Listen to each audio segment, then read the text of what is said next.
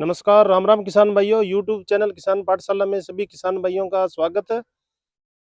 किसान भाइयों, आज सरसों फसल की बात करेंगे। सरसों की जो फसल है आगत बुआई हुई है, वहां पर किसान भाई है जो प्रथम सिंचाई कर रहे हैं, उसमें किस तरह की समस्याएं आ रही है। और एक प्रगतिशील काश्तकार है हमारे साथ जुड़े हुए हैं, और जब फसल की हमने मॉनिटरिंग की तो उसमें कई तरह की समस्याएं हमें देखने को मिलती है। एक तो किसान भाई है जो प्रथम सिंचाई का ध्यान रखें। प्रथम सिंचाई है जो फसल आपकी 40 दिन की हो जाए उस टाइम आप सिंचाई करें। जो हमारा राष्ट्रीय कृषि अनुसंधान निदेशालय है सरसों सेवर भरतपुर में, वहाँ के वैज्ञानिक ये बताते हैं कि वातावरण में ज्यादा नमी होने के कारण, यानी पिछले खरीफ मौसम में ज्यादा बारिश होने के कारण भूमि के अंदर नमी ज्यादा मात्रा में संचित है, और बैक्टीरियल रोट जैसी बीमारी है जो देखने को मिलती है। इस तरीके से सरसों है जहां से जमीन के तना टच होता है, वहां से पौधे हैं जो सूखने स्टार्ट हो जाते हैं। ये जो समस्या है ये कॉलर रोट समस्या इसको बोलते हैं। इस तरह की समस्याएं आती है। दूसरा है बैक्टीरियल रोट। बैक्टीरियल रोट के कारण ही है पौधे एक बार मुरझा जाते हैं और बाद में सूखने लग जाते हैं। इनका किस प्रकार हम उपचार कर सकते हैं? तो प्रथम सिंचाई किसान भाइयों 40 दिन के बाद ही करें, और यूरिया का खेत के अंदर ज्यादा प्रयोग न करें। यदि आप एकदम से 30 से 35 किलोग्राम यूरिया का प्रयोग करते हो तो पौधे उतनी ज्यादा यूरिया की मात्रा को प्रयोग एक्सेप्ट नहीं कर पाते, यानी पौधे उस यूरिया की मात्रा को ग्रहण नहीं कर पाते हैं, तो पौधे अलसाने लग जाते हैं। तो यूरिया का मात्रा यदि 25 किलो दे रहे हो तो आप दो भागों में बांटो, 12.5 किलोग्राम एक बार और 12.5 किलोग्राम दूसरी बार में, जब पैर धरने वाली जमीन हो जाए उस समय दें। और इस बीमारी की रोकथाम किस प्रकार कर सकते हैं, पहले हमारे साथ एक किसान जुड़े हुए हैं, उनसे बातचीत करते हैं। नमस्कार जी। नमस्कार जी। शुभ नाम बताएं अपना। मेरा नाम धर्मवीर मदानिया, चक 14 HMH कोला। कोल्ला हनुमानगढ़ से। मोबाइल कोला नंबर बताएं सर आप। 96 670 75 511। सरसों की फसल की बात करें तो किसान भाइयों, सरसों की फसल भली भांति आप देख पा रहे हो अच्छी प्रकार लहला रही है, और किसान से बातचीत कर रहे हैं। सबसे पहले बात करेंगे वैरायटियों की। कौन कौन सी वैरायटी लगा रखी है जी? वैरायटी है जी टाटा की MJ1, एडवांटा की 414 और माइको की 8030। चार वैरायटियां आपने लगा और रखी है। चौथी है जी श्री राम 1666। कितने बीघों में टोटल सरसों है? सरसों टोटल है जी 16 बीघा। 16 बीघा में सरसों है। हाँ जी। और बीज की बात कर लेते हैं, बीज कितना इस्तेमाल किया? बीज लगभग 600 ग्राम बिकेगा। 1 बीघा में 600 ग्राम। हाथ में जो डंडा ले रखा है इसका आप सरसों की फसल में क्या प्रयोग कर रहे हो? जो ऊपर स्टार्टिंग में फ्लावरिंग आ गई थी उसको ऊपर ऊपर से तोड़ रहा हूँ। जैसे आपको दिखाता हूँ, ये देखो।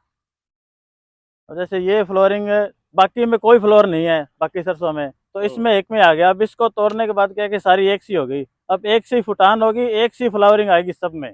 टिल्लर ज्यादा निकलेंगे। टिलर ज्यादा निकलेंगे। और जैसे कहीं कहीं अगर सरसों कम है, वो भी पूरी भरपाई कर लेगा पौधा।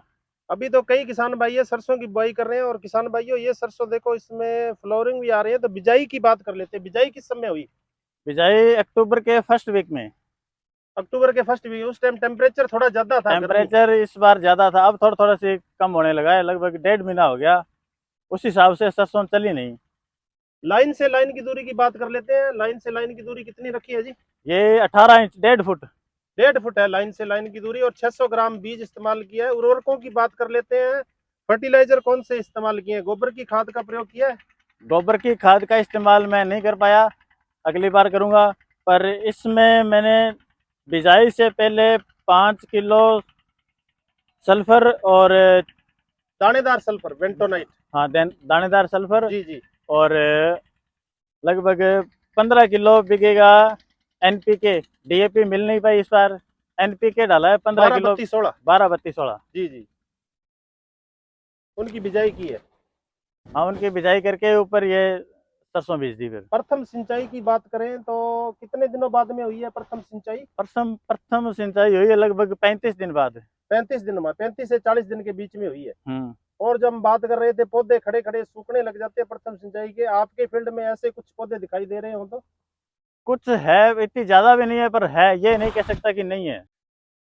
आपके खेत में पौधे कम दिखाई दे रहे हैं धर्मवीर जी, उसका कारण है आपने सिंचाई लेट की है। यदि आप 25 से 30 दिन में करते हैं, यानी पौधे छोटी अवस्था में होते हैं, उस समय बीमारी है ज्यादा पौधों को घेरती है। ठीक है अभी सर। हमने विजिट किया था आपके खेत में, कुछ पौधे तो हमने आपको दिखाए भी, ये कॉलर रोट बीमारी है और बैक्टीरियल रोट से ग्रसित है।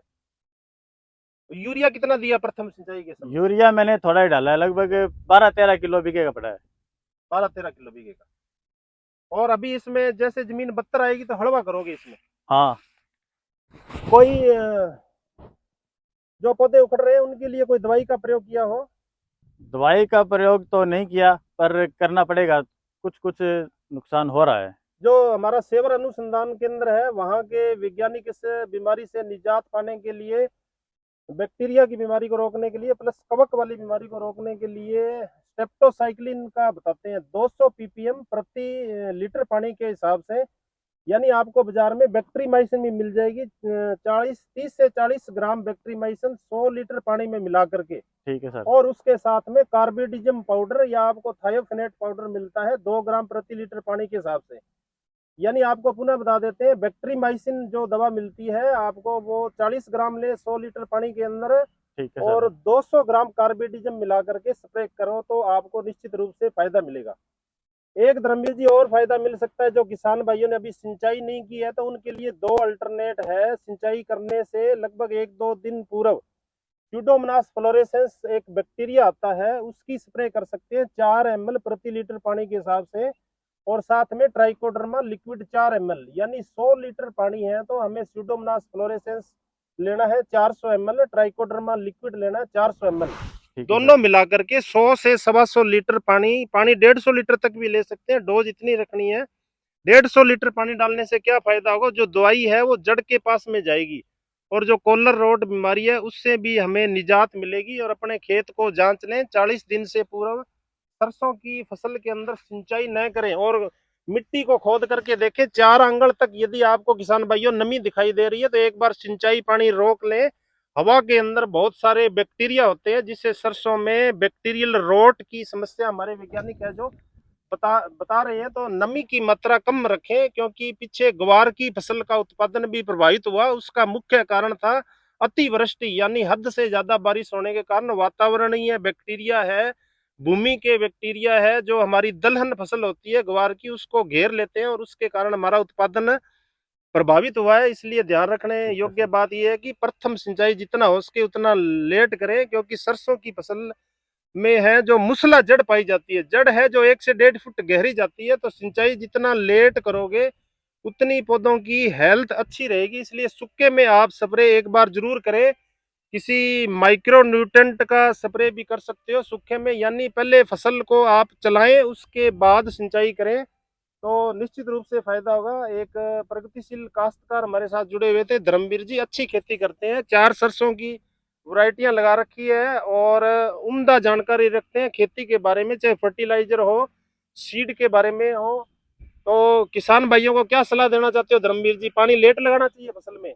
पानी लेट लगाएं और अपने खेत की समय समय पर जांच करते रहें। ये बहुत अच्छी बात है, डेली मॉनिटरिंग करें सुबह शाम, तो फसल अपने से बातें करती है।